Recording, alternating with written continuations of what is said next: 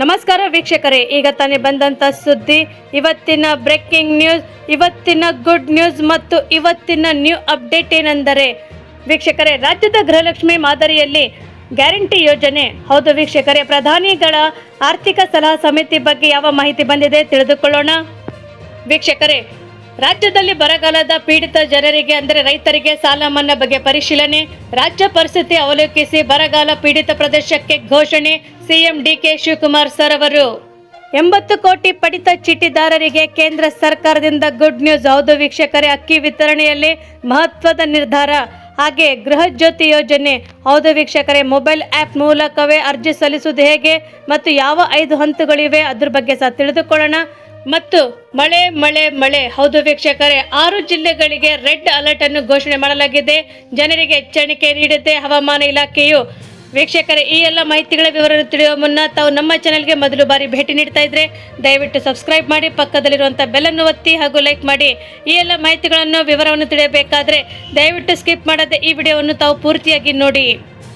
ವೀಕ್ಷಕರೇ, ರಾಜ್ಯದ ಗೃಹಲಕ್ಷ್ಮಿ ಮಹಿಳೆಯರ ಬ್ಯಾಂಕ್ ಖಾತೆಗೆ ಪ್ರತಿ ತಿಂಗಳು ತಲಾ 2,000 ರೂಪಾಯಿ ನೀಡುವ ಕರ್ನಾಟಕ ಸರ್ಕಾರದ ಗೃಹಲಕ್ಷ್ಮಿ ರೀತಿಯಲ್ಲಿ ದೇಶದ 15ಕ್ಕೂ ಹೆಚ್ಚು ರಾಜ್ಯಗಳಲ್ಲಿ ಕೂಡ ಜಾರಿಯಲ್ಲಿ ಬರುವಂತಹ ಗ್ಯಾರಂಟಿ ಯೋಜನೆಗಳಿಂದಾಗಿ ಫಲಾನುಭವಿಗಳ ಕುಟುಂಬದಲ್ಲಿ ಉಳಿತಾಯ ಮತ್ತು ಬಳಕೆ ಎರಡೂ ಕೂಡ ಹೆಚ್ಚಾಗುತ್ತಿದೆ ಎಂದು ಕೂಡ ಹೇಳಲಾಗುತ್ತಿದೆ. ಆದರೆ ವೆಚ್ಚ ಮತ್ತು ಹಣದುಬ್ಬರ ಹೆಚ್ಚಿದಂತೆ ಕಾಲಕ್ಕೆ ಹೀಗೆ ನೀಡುವಂತಹ ಹಣ ಕೂಡ ಪರಿಷ್ಕರಣೆ ಮಾಡಬೇಕಾಗುತ್ತದೆ.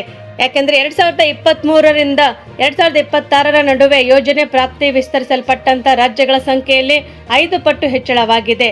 ಇದು ಅಭಿವೃದ್ಧಿ ಆರ್ಥಿಕತೆ ಮತ್ತು ರಾಜಕೀಯ ಆರ್ಥಿಕತೆಯ ಸಮ್ಮಿಲನಕ್ಕೆ ಉದಾಹರಣೆಯಾಗಿ ಹೊರಹೊಮ್ಮಿದೆ. ಜೊತೆಗೆ ಮಹಿಳೆಯರ ಕೈಗೆ ನೇರವಾಗಿ ಹಣ ನೀಡುವುದು ಪ್ರತಿ ಕುಟುಂಬದ ಕಲ್ಯಾಣ ಮತ್ತು ಹೆಚ್ಚಿನ ಹಣಕಾಸು ಒಳಗೊಳ್ಳುವಿಕೆ, ಲಿಂಗಾಧಾರಿತ ಆರ್ಥಿಕ ಒಳಗೊಳ್ಳುವಿಕೆ ಮತ್ತು ಅತ್ಯಂತ ಪರಿಣಾಮಕಾರಿ ಮತ್ತು ಕಡಿಮೆ ವೆಚ್ಚದ ಸಾಧನ ಎಂಬುದು ಕೂಡ ಸಾಬೀತಾಗಿದೆ ಎಂದು ಕೂಡ ವರದಿ ಹೇಳಿದೆ. ಹಾಗಾದ್ರೆ ಈ ಯೋಜನೆಯ ಪರಿಣಾಮದಿಂದ ಫಲಾನುಭವಿಗಳು ಕುಟುಂಬದ ಉಳಿತಾಯ ಮತ್ತು ಬಳಕೆ ಎರಡರಲ್ಲೂ ಕೂಡ ಏರಿಕೆ ಕಂಡು ಬಂದಿದೆ. ಕುಟುಂಬದ ವೆಚ್ಚ ಮತ್ತು ಹಣದುಬ್ಬರಕ್ಕೆ ಅನುಗುಣವಾಗಿ ಕಾಲಕ್ಕೆ ಮಹಿಳೆಯರಿಗೆ ನೀಡುವಂತಹ ಹಣ ಮೊತ್ತವು ಪರಿಷ್ಕರಿಸಬೇಕಾಗುತ್ತದೆ. ಮಹಾರಾಷ್ಟ್ರ ಅಥವಾ ಒಡಿಶಾದಲ್ಲಿ ಕೂಡ ಈ ಯೋಜನೆ ಬಳಿಕ ಕಂಡುಬಂದಂತಹ ಕುಟುಂಬದ ವೆಚ್ಚದಲ್ಲಿ ಕ್ರಮವಾಗಿ 46% ಮತ್ತು 28% ಏರಿಕೆ ಕಂಡು ಬಂದಿತ್ತು.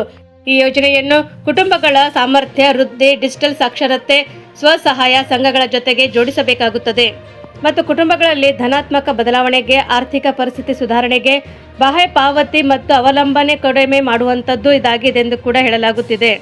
ವೀಕ್ಷಕರೇ, ರಾಜ್ಯದಲ್ಲಿ ಬರಗಾಲ ಕಂಡು ಬಂದಿರುವ ಹಿನ್ನೆಲೆಯಲ್ಲಿ ಅನೇಕ ಪ್ರದೇಶಗಳನ್ನು ಬರಗಾಲ ಪೀಡಿತ ಪ್ರದೇಶ ಎಂದು ಘೋಷಣೆ ಮಾಡಬೇಕೆಂಬ ಬೇಡಿಕೆ ಇದ್ದು, ಕಾನೂನು ಚೌಕಟ್ಟಿನಲ್ಲಿ ಇದ್ದಂತಹ ಇದನ್ನು ಪರಿಶೀಲನೆ ನಡೆಸಿ ಕ್ರಮ ಕೈಗೊಳ್ಳಲಾಗುವುದು. ಅದೇ ರೀತಿ ಸಾಲ ಮನ್ನಾ ಬಗ್ಗೆ ಕುರಿತು ಚಿಂತಿಸಲಾಗುವುದು. ರಾಜ್ಯದ ಎಲ್ಲ ಭಾಗಗಳ ಪರಿಸ್ಥಿತಿ ಪರಿಶೀಲಿಸಿ ನಂತರ ಘೋಷಣೆ ಮಾಡಲಾಗುವುದೆಂದು ಮುಖ್ಯಮಂತ್ರಿ ಡಿಕೆ ಶಿವಕುಮಾರ್ ಸರ್ ಅವರು ಹೇಳಿದ್ದಾರೆ. ಅಲ್ಲದೆ ಕಲಬುರಗಿಯಲ್ಲಿ ಸರ್ಕಾರಿ ಅತಿಥಿ ಗೃಹದಲ್ಲಿ ಆವರಣದಲ್ಲಿ ಮಾಧ್ಯಮಗಳೊಂದಿಗೆ ಮಾತನಾಡಿ ಮುಖ್ಯಮಂತ್ರಿ ಡಿಕೆ ಶಿವಕುಮಾರ್ ಸರ್ ಅವರು ಬರಗಾಲಕ್ಕೆ ಸಿಲುಕಿರುವಂತಹ ಕಲ್ಯಾಣ ಕರ್ನಾಟಕದ ಭಾಗಕ್ಕೆ ಸರ್ಕಾರದ ಕೊಡುಗೆ ಏನು ಎಂದು ಕೇಳಿದಾಗ, ನಾನು ಬರಗಾಲದ ಪರಿಸ್ಥಿತಿ ಅವಲೋಕಿಸಲು ಕಲ್ಯಾಣ ಕರ್ನಾಟಕ ಭಾಗಕ್ಕೆ ಬಂದಿದ್ದೇನೆ. ಇಲ್ಲಿನ ಜನರು ಮತ್ತು ಜನಪ್ರತಿನಿಧಿಗಳನ್ನು ಭೇಟಿ ಮಾಡಿದ್ದೇನೆ. ಅಲ್ಲದೆ ಈ ಪರಿಸ್ಥಿತಿಯಲ್ಲಿರುವಂತಹ ಅವಲೋಕನೆ ಸಭೆಯನ್ನು ಕೂಡ ನಡೆಸುತ್ತಿದ್ದೇನೆ. ಅದೇ ರೀತಿ ನಾನು 2-3 ದಿನಗಳಲ್ಲಿ ಬಿಟ್ಟು ಬೆಳಗಾವಿ ಕೂಡ ಭೇಟಿ ನೀಡುತ್ತಿದ್ದೇನೆ ಎಂದು ಕೂಡ ಪ್ರಕ್ರಿಯೆ ನೀಡಿದಂತ ಮುಖ್ಯಮಂತ್ರಿಗಳು ತಮಿಳುನಾಡು ಮತ್ತು ಮಹಾರಾಷ್ಟ್ರಗಳಲ್ಲಿ ಕೂಡ ರೈತರ ಸಾಲ ಮನ್ನಾ ಮಾಡುವ ಬಗ್ಗೆ ಕೇಳಿದಾಗ ಎಲ್ಲಿಯೂ ಕೂಡ ಸಾಲ ಅಥವಾ ಸಾಲದ ಬಗ್ಗೆ ಪರಿಶೀಲನೆ ಮಾಡಿ ಮುಂದಿನ ಕ್ರಮಗಳನ್ನು ಕೈಗೊಳ್ಳಲಾಗುವುದೆಂದು ಕೂಡ ತಿಳಿಸಿದರು. ಸಮಸ್ಯೆಗಳನ್ನು ಬಗೆಹರಿಸಬೇಕು ಮತ್ತು ಜನರ ಬೇಡಿಕೆಗಳನ್ನು ಕೂಡ ಮಂಡಿಸಿದ್ದಾರೆ ಮತ್ತು ಸಮಸ್ಯೆ ಆಲಿಸಿ ಹೊಸದಾಗಿ ಪ್ರಜಾಸೇವಾ ಇಲಾಖೆ ಸ್ಥಾಪಿಸಿ ಸಚಿವರನ್ನು ನೇಮಕ ಮಾಡಿ ಜನರ ಅರ್ಜಿಗಳನ್ನು ಪರಿಶೀಲಿಸಿ ಅವರಿಗೆ ಸಾಧ್ಯವಾದಷ್ಟು ನ್ಯಾಯ ಒದಗಿಸುವ ಕೆಲಸವನ್ನು ಸರ್ಕಾರ ಮಾಡುತ್ತದೆ ಎಂದು ಕೂಡ ತಿಳಿಸಿದರು. ಅಲ್ಲದೆ ಮೊದಲು ಮುಖ್ಯಮಂತ್ರಿಯವರು ಕಲಬುರಗಿಯಲ್ಲಿ ಸರ್ಕಾರಿ ಅತಿಥಿ ಗೃಹದ ಆವರಣದಲ್ಲಿ ಸಾರ್ವಜನಿಕರಿಂದ ಅಹವಾಲುಗಳನ್ನು ಕೂಡ ಸ್ವೀಕರಿಸಿದರು ಮತ್ತು ಮಳೆ ಬಾರದಂತಹ ಬರಗಾಲ ಪೀಡಿತ ಘೋಷಣೆ ಎಂದು ಕೂಡ ಹೇಳಿದರು ಮತ್ತು ರೈತರ ಮನವಿ ಕೂಡ ಮಾಡಿದರು. ಈ ಪರಿಸ್ಥಿತಿ ಕಣ್ಣಾರೆಯನ್ನು ನೋಡುತ್ತಲೇ ನನಗೆ ಎಲ್ಲ ಪರಿಸ್ಥಿತಿ ಗೊತ್ತಾಗುತ್ತೆ ಎಂದು ಕೂಡ ಅವರು ಅರ್ಥ ಆಗುತ್ತದೆ ಎಂದು ಕೂಡ ಅವರು ಹೇಳಿದ್ದಾರೆ ಎಂದು ಹೇಳಲಾಗುತ್ತಿದೆ. ವೀಕ್ಷಕರೇ, ಇನ್ನೊಂದು ಮಹತ್ವದ ಮಾಹಿತಿ ಏನೆಂದರೆ ಆರ್ಥಿಕ ವ್ಯವಹಾರಗಳ ಸಂಪುಟ ಸಮಿತಿ ಪ್ರಧಾನಮಂತ್ರಿ ಗರೀಬ್ ಕಲ್ಯಾಣ ಅನ್ನ ಯೋಜನೆ ಪ್ರಯುಕ್ತ ಮತ್ತು ಇತರ ರಾಷ್ಟ್ರೀಯ ಆಹಾರ ಭದ್ರತಾ ಕಾಯ್ದೆ ಕಲ್ಯಾಣ ಯೋಜನೆ ಅಡಿಯಲ್ಲಿ ಬಡ ಮತ್ತು ನಿರ್ಗತಿಕ ಕುಟುಂಬಗಳಿಗೆ ಸಂಪೂರ್ಣವಾಗಿ ಉಚಿತ ಆಹಾರ ಧಾನ್ಯಗಳನ್ನು ವಿತರಿಸಲಾಗುತ್ತದೆ. ಇದೀಗ ಸುಮಾರು 30 ವರ್ಷಗಳ ನಂತರ ಸಾರ್ವಜನಿಕ ವಿತರಣಾ ವ್ಯವಸ್ಥೆಯಲ್ಲಿ ಮಹತ್ವದ ಬದಲಾವಣೆ ಮಾಡಲಾಗುತ್ತಿದೆ ಎಂದು ಹೇಳಲಾಗುತ್ತಿದೆ. ಹಾಗಾದರೆ ಪ್ರಸ್ತುತ ಅಸ್ತಿತ್ವದಲ್ಲಿರುವಂತಹ ಮಾನದಂಡಗಳ ಪ್ರಕಾರ ಕಡಿಮೆ ನುಚ್ಚಿರುವಂತಹ ಅಕ್ಕಿಯನ್ನು ಫಲಾನುಭವಿಗಳಿಗೆ ಒದಗಿಸಬೇಕೆಂದು ಕೇಂದ್ರ ಸರ್ಕಾರ ನಿರ್ಧರಿಸಿದೆ. ಈ ಹೊಸ ನಿರ್ಧಾರದ ಪ್ರಕಾರ ಕಚ್ಚಾ ಅಕ್ಕಿಯಲ್ಲಿ ಮತ್ತು ಈ ಮೊದಲಿದ್ದಂತಹ 25% ನುಚ್ಚಿನ ಪ್ರಮಾಣವನ್ನು ಇದರ ಮೊತ್ತದಲ್ಲಿ ಕನಿಷ್ಠ 16% ಬದಲಿಗೆ 5% ಮಾತ್ರ ಇಳಿಸಲು ಕ್ರಮವಾಗಿ ವಹಿಸಲಾಗಿದೆ. ಹೀಗಾಗಿ ಕೇಂದ್ರ ಮತ್ತು ಆಹಾರ ನಾಗರಿಕ ಪೂರೈಕೆಗಳ ಸಚಿವ ಪ್ರಹ್ಲಾದ್ ಜೋಶಿ ಸರ್ ಅವರು ಇದನ್ನು ತಿಳಿಸಿದ್ದಾರೆ ಎಂದು ಹೇಳಲಾಗುತ್ತಿದೆ. ಈ ಹೊಸ ಗುಣಮಟ್ಟದ ಅಕ್ಕಿಯ ಖರೀದಿಯ ತಕ್ಷಣವೇ ಆರಂಭವಾಗುತ್ತಿದೆ ಮತ್ತು 2027-28ರ ಖಾರೀಫ್ ಮಾರುಕಟ್ಟೆ ಋತುವಿನ ವೇಳೆಗೆ ಇದನ್ನು ಎಲ್ಲ ರಾಜ್ಯಗಳಲ್ಲಿ ಕೂಡ ಹಂತವಾಗಿ ಜಾರಿಗೆ ತರಲಾಗುವುದೆಂದು ಕೂಡ ಹೇಳಲಾಗುತ್ತಿದೆ. ವಿತರಣೆಯ ಹಂತವನ್ನು ಹಂತವಾಗಿಯೂ ಕೂಡ ಮಾಡಲಾಗುತ್ತದೆ. ಸರ್ಕಾರವು ಎಲ್ಲ ರಾಜ್ಯಗಳಲ್ಲಿ ಸುಗಮ ಪರಿವರ್ತನೆಯನ್ನು ಕೂಡ ಖಚಿತಪಡಿಸುತ್ತದೆ. 80 ಕೋಟಿ ಹೆಚ್ಚು ಫಲಾನುಭವಿಗಳು ಈ ಯೋಜನೆಗಳ ಮೂಲಕ ಅಕ್ಕಿಯನ್ನು ಪಡೆಯುತ್ತಿದ್ದಾರೆ. ಹಾಗಾದರೆ ಈ ಉತ್ತಮ ಒಂದು ಗುಣಮಟ್ಟದ ಅಕ್ಕಿ ಸಿಗುತ್ತದೆ. ಅಕ್ಕಿ ಧಾನ್ಯಗಳು ಸ್ವಚ್ಛವಾಗಿ ಕಾಣುತ್ತವೆ, ಅಲ್ಲದೆ ತಿನ್ನಲು ಕೂಡ ಹೆಚ್ಚು ಸೂಕ್ತವಾಗಿರುತ್ತದೆ ಎಂದು ಕೂಡ ಹೇಳಲಾಗುತ್ತಿದೆ. ಗಿರಣಿಯ ಸಮಯದಲ್ಲಿ ಕೂಡ ಅಥವಾ ಬರುವಂತಹ ನುಚ್ಚು ಅಕ್ಕಿಯಲ್ಲಿ ಬೇರ್ಪಡಿಸಲಾಗುತ್ತದೆ. ಈ ಅಕ್ಕಿಯನ್ನು ಇತರ ಉದ್ದೇಶಗಳಿಗಾಗಿ ಬಳಸಲಾಗುತ್ತದೆ. ಹೀಗಾಗಿ ಭವಿಷ್ಯದಲ್ಲಿ ಉತ್ತಮ ಗುಣಮಟ್ಟದ ಅಕ್ಕಿ ಮಾತ್ರ ಪ್ರಧಾನಮಂತ್ರಿ ಕಿಸಾನ್ ಮಾನ್ ಧನ್ ಯೋಜನೆ ಮೂಲಕವೇ ಫಲಾನುಭವಿಗಳು ತಲುಪುತ್ತದೆ.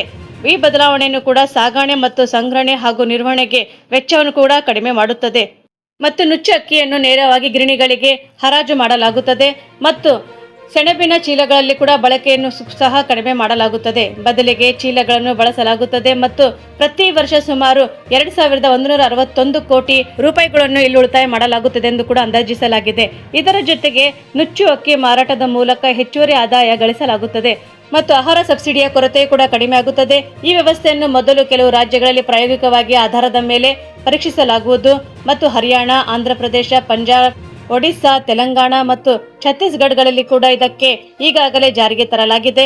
ಅದಲ್ಲದೆ ಈ ಪರೀಕ್ಷೆ ಕೂಡ ಇದನ್ನು ದೊಡ್ಡ ಪ್ರಮಾಣದಲ್ಲಿ ಸುಲಭವಾಗಿ ಕಾರ್ಯಗೊಳಿಸಲು ಇದು ಕೂಡ ಎಂದು ಸಾಬೀತಾಗುತ್ತಿದೆ ಎಂದು ಕೂಡ ಹೇಳಲಾಗುತ್ತಿದೆ. ಹಾಗೂ ಕೇಂದ್ರ ಸಚಿವದ ಸಂಪುಟದ ಅನುಮೋದನೆಯ ನಂತರ ಉತ್ತಮ ಗುಣಮಟ್ಟದ ಅಕ್ಕಿಯನ್ನು ಫಲಾನುಭವಿಗಳಿಗೆ ಒದಗಿಸಲಾಗುವುದು.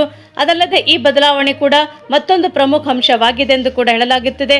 ಯಾಕೆಂದರೆ QR ಕೋಡ್ ಟ್ಯಾಗಿಂಗ್ ಮತ್ತು ಅಕ್ಕಿ ಚೀಲಗಳ ಮೇಲೆ QR ಕೋಡ್ ಹಾಕುವ ಮೂಲಕ ಸಂಪೂರ್ಣ ಪೂರೈಕೆ ವ್ಯವಸ್ಥೆಯನ್ನು ಕೂಡ ಟ್ರ್ಯಾಕ್ ಮಾಡಬಹುದಾಗಿದೆ. ಇದು ಪಾರದರ್ಶಕತೆಯನ್ನು ಹೆಚ್ಚಿಸುತ್ತದೆ ಮತ್ತು ಹೊಣೆಗಾರಿಕೆ ಕೂಡ ಹೆಚ್ಚು ಮಾಡುತ್ತದೆ. ಶೇಖರಣವಾದಂತಹ ನಿರ್ವಹಣೆಯಲ್ಲಿ ಕೂಡ ಸುಧಾರಣೆ ಆಗುತ್ತದೆ ಮತ್ತು ಕಳ್ಳತನ ಅಥವಾ ಸೋರಿಕೆಗಳು ಕಡಿಮೆ ಆಗುತ್ತದೆ ಎಂದು ಕೂಡ ಹೇಳಲಾಗುತ್ತದೆ. ಸರ್ಕಾರವು ಪ್ರತಿ ವರ್ಷ ಅರ್ಹ ಕುಟುಂಬಗಳಿಗೆ ಆಹಾರ ಭದ್ರತೆಯನ್ನು ಒದಗಿಸುವುದರ ಮೇಲೆ ಮಾತ್ರವಲ್ಲದೆ ಉತ್ತಮ ಗುಣಮಟ್ಟದ ಆಹಾರವನ್ನು ಕೂಡ ಒದಗಿಸಲಾಗುತ್ತದೆ. ಇದು ಗಮನಾರ್ಹವಾಗಿದೆ ಎಂದು ಕೂಡ ಹೇಳಲಾಗುತ್ತಿದೆ. ಈ ಸಮಯದಲ್ಲಿ ಈ ವ್ಯವಸ್ಥೆಯನ್ನು ಹೆಚ್ಚು ಪರಿಣಾಮಕಾರಿ ಮತ್ತು ಪಾರದರ್ಶಕವಾಗಿರುವುದರಿಂದ ಇದರ ಪ್ರಯತ್ನವೂ ಕೂಡ ಆಗಿದೆ ಎಂದು ಕೂಡ ಹೇಳಲಾಗುತ್ತಿದೆ. ಈ ನಿರ್ಧಾರವು ಆಹಾರ ಭದ್ರತೆ ಹೊಸ ಮುಖವನ್ನು ನೀಡುವ ಬದಲಾವಣೆಯಾಗಿದೆ.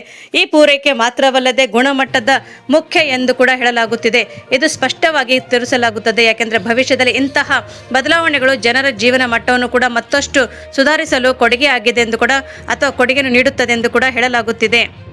ವೀಕ್ಷಕರೇ, ಮತ್ತೊಂದು ಮಹತ್ವದ ಮಾಹಿತಿ ಏನೆಂದರೆ ಕರ್ನಾಟಕ ಸರ್ಕಾರದ ಗೃಹ ಜ್ಯೋತಿ ಯೋಜನೆಗೆ ಸಂಬಂಧಿಸಿದಂತೆ ಈಗ ಹೊಸ ಆ್ಯಪ್ ಮೂಲಕ ಪರಿಶೀಲನೆ ಪ್ರಕ್ರಿಯೆ ಕೂಡ ಆರಂಭವಾಗಿದ್ದು ಮತ್ತು ಗೃಹ ಜ್ಯೋತಿ ಯೋಜನೆಯ ಲಾಭ ಪಡೆಯುತ್ತಿರುವಂತಹ ಗ್ರಾಹಕರು ಯಾವ ಹಂತಗಳನ್ನು ಮತ್ತು ಅದರ ಮೂಲಕ ತಮ್ಮ ವಿವರಗಳನ್ನು ಪರಿಶೀಲಿಸಿಕೊಳ್ಳಬಹುದಾಗಿದೆ.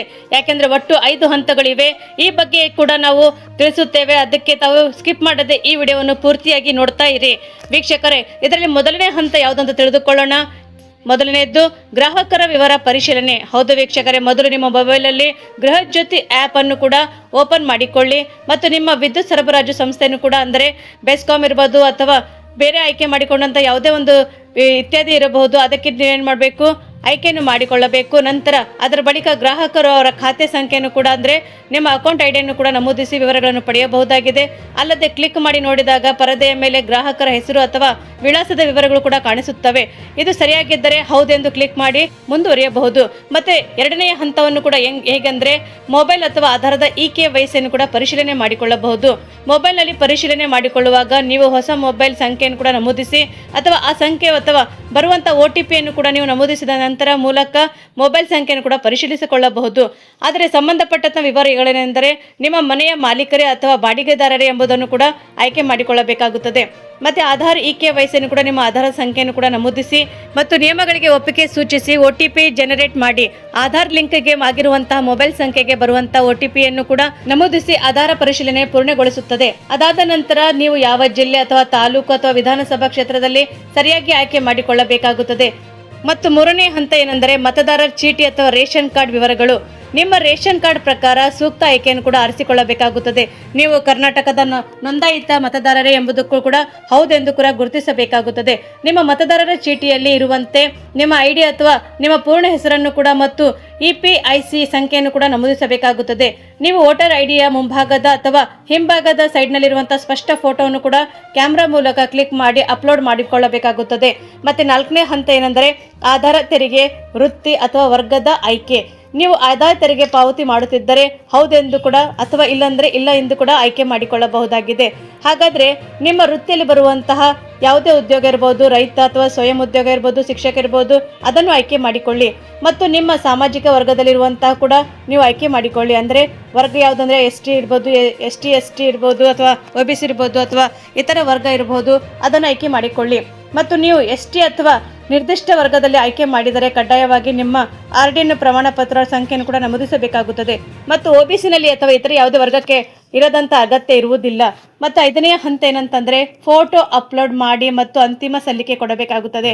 ಕೊನೆಯದಾಗಿ ಅರ್ಜಿದಾರರ ಲೈವ್ ಫೋಟೋವನ್ನು ಕೂಡ ಕ್ಲಿಕ್ ಮಾಡಿಕೊಂಡು ಅಪ್ಲೋಡ್ ಮಾಡಿಕೊಳ್ಳಬೇಕಾಗುತ್ತದೆ. ಸ್ವಯಂ ಘೋಷಣೆಯ ನಿಯಮಗಳನ್ನು ಕೂಡ ಜಾರಿಗೆ ತರುವಂತೆ ಕೂಡ ಮತ್ತು ಓದಿ ಸರಿಯಾಗಿ ಅಥವಾ ಚೆಕ್ ಬ್ಲಾಕ್ನಲ್ಲಿ ಕೂಡ ಟಿಕ್ ಮಾಡಬೇಕಾಗುತ್ತದೆ. ಎಲ್ಲ ವಿವರಗಳು ಸರಿಯಾಗಿದೆಯಾ ಅಥವಾ ಖಚಿತಪಡಿಸಿಕೊಂಡ ನಂತರವೇ ನೀವು ಕೊನೆಯಲ್ಲಿ ಅರ್ಜಿ ಸಲ್ಲಿಕೆಯನ್ನು ಬಟನ್ ಒತ್ತಬೇಕಾಗುತ್ತದೆ. ಈ ಹಂತಗಳು ಪೂರ್ಣಗೊಂಡ ತಕ್ಷಣವೇ ಪರದೆಯ ಮೇಲೆ ನಿಮಗೆ ನೋಂದಣಿ ಯಶಸ್ವಿಯಾಗಿ ಸಲ್ಲಿಸಲಾಗಿದೆ ಎಂದು ಕೂಡ ಸಂದೇಶ ಕಾಣಿಸುತ್ತದೆ. ಈ ಅರ್ಜಿಯನ್ನು ಪರಿಶೀಲಿಸಿದ ನಂತರವೇ ಮುಂದಿನ ಪ್ರಕ್ರಿಯೆ ಕುರಿತು ನಿಮಗೆ ಮಾಹಿತಿ ಕೂಡ ನೀಡಲಾಗುತ್ತದೆ ಎಂದು ಕೂಡ ಹೇಳಲಾಗುತ್ತಿದೆ. ವೀಕ್ಷಕರೇ, ಮತ್ತೊಂದು ಮಹತ್ವದ ಮಾಹಿತಿ ಏನೆಂದರೆ ಒಂದು ಕಡೆ ಬರಗಾಲ ಕಂಡು ಬಂದರೆ ಇನ್ನೊಂದು ಕಡೆ ಹೆಚ್ಚಾಗಿ ಮಳೆ ಕಾಣುವಂಥ ಸಾಧ್ಯತೆ ಇದೆ ಎಂದು ಕೂಡ ಹೇಳಲಾಗುತ್ತಿದೆ. ಮೇಲಿಂದ ಮೇಲೆ ಮಳೆಯಾಗುವಂಥ ಮಲೆನಾಡಿನಲ್ಲಿ ಮತ್ತು ಕರಾವಳಿ ಜಿಲ್ಲೆಗಳಲ್ಲಿ ಜನ ಕಂಗಾಲು ಆಗುತ್ತಿದ್ದಾರೆ. ಈ ಬೆನ್ನಲೆಯಲ್ಲಿ ಹವಾಮಾನ ಇಲಾಖೆಯು ಈ ವಾರವೂ ಕೂಡ ಕರಾವಳಿಯಲ್ಲಿ ಮಲೆನಾಡು ಜಿಲ್ಲೆಗಳಲ್ಲಿ ಮಳೆಯ ಅಲರ್ಟ್ ನೀಡಲಾಗಿದೆ ಎಂದು ಕೂಡ ಹೇಳಲಾಗುತ್ತಿದೆ. ಕರಾವಳಿ ಮತ್ತು ಮಲೆನಾಡು ಜಿಲ್ಲೆಗಳಿಗೆ ರೆಡ್ ಅಲರ್ಟ್ ಅನ್ನು ಘೋಷಣೆ ಮಾಡಲಾಗಿದೆ ಎಂದು ಕೂಡ ಹೇಳಲಾಗುತ್ತಿದೆ. ಕಳೆದ 2 ದಿನಗಳಿಂದ ಮಲೆನಾಡು ಮತ್ತು ಕರಾವಳಿ ಭಾಗಗಳಲ್ಲಿ ಅಬ್ಬರದ ಮಳೆಯಾಗುತ್ತಿದ್ದು ಬಿಟ್ಟು ಬಿಡುವಂತಹ ಸುರಿಯುವಂಥ ಮಳೆ ಕೂಡ ಆಗಿರುವುದರಿಂದ ಈ ಮಳೆಯಿಂದಾಗಿ ಜನರು ಕಂಗಾಲಾಗಿ ಹೋಗಿದ್ದಾರೆ.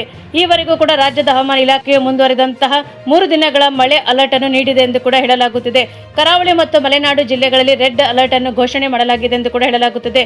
ದಕ್ಷಿಣ ಕನ್ನಡ, ಉತ್ತರ ಕನ್ನಡ, ಉಡುಪಿ ಮತ್ತು ಶಿವಮೊಗ್ಗ ಹಾಗೂ ಚಿಕ್ಕಮಗಳೂರು, ಬೆಳಗಾವಿ ಜಿಲ್ಲೆಗಳಿಗೆ ರೆಡ್ ಅಲರ್ಟ್ ಅನ್ನು ನೀಡಲಾಗಿದೆ. ಮತ್ತು ನಾಳೆಯೂ ಸಹ ದಕ್ಷಿಣ ಕನ್ನಡ ಅಥವಾ ಉತ್ತರ ಕನ್ನಡ, ಉಡುಪಿ ಮತ್ತು ಶಿವಮೊಗ್ಗ, ಚಿಕ್ಕಮಗಳೂರು, ಹಾಸನ, ಕೊಡಗು ಜಿಲ್ಲೆಗಳಿಗೆ ಆರೆಂಜ್ ಅಲರ್ಟ್ ಅನ್ನು ಘೋಷಣೆ ಮಾಡಲಾಗಿದ್ದು ಬೆಳಗಾವಿ, ಧಾರವಾಡ ಜಿಲ್ಲೆಗಳಿಗೆ ಯೆಲ್ಲೋ ಅಲರ್ಟ್ ನೀಡಿರುವ ಹವಾಮಾನ ಇಲಾಖೆಯು ಕೂಡ ಉಳಿದ ಜಿಲ್ಲೆಗಳಿಗೆ ಸಾಧಾರಣ ಮಳೆ ಮುನ್ಸೂಚನೆ ಕೊಟ್ಟಿದೆ.